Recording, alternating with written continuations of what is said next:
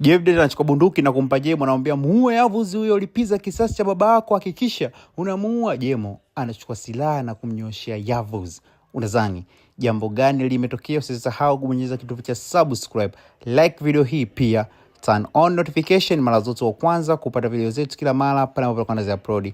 Mara baada ya Jevdet kumteka bwana Yavuz, anamchukua na kumwambia kwamba huu ndo mwisho wako. Kisha akamwambia Yusuf, baki nao hawa watu, muda si mrefu kuna watu watakuja kuwachukua, ili mradi tuende tukaulie mbali. Basi Yusuf akabaki nao pale chini. Moja kwa moja huku tunaonyeshwa Aziza amekuja nyumbani kwao na kuwakombatia ndugu zake wote. Muda huo alikuwa hana hili wala lile, ajui baba yake yuko wapi ambaye ni Yavuz. Akabidi aanze kuuliza, jamani, Yavuz memuona? Yavuz yuko wapi? Ameelekea wapi?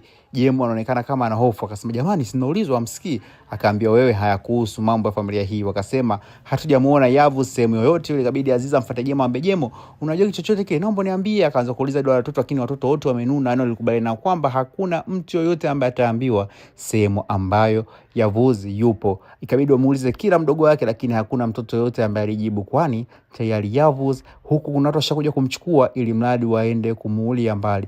Ndipo Jevdet akamwambia kwamba unafanya makosa makubwa sana, Yavuz hajafika hapa, kwa nini ulikubali kuolewa na wewe? Akasema ndio nilikubali kuolewa, lakini mnajua kwa nini nilikubali?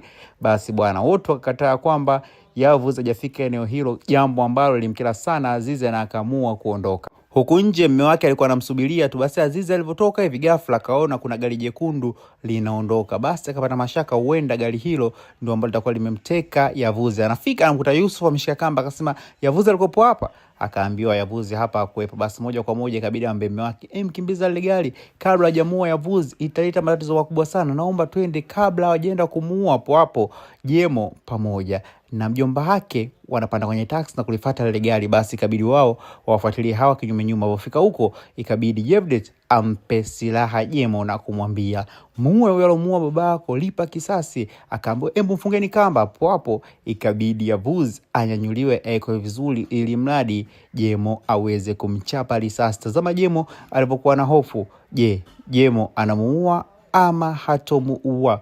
Usisahau kusubscribe channel hii mara zote wa kwanza kupata video zetu kila mara pale ambapo tunaanza upload.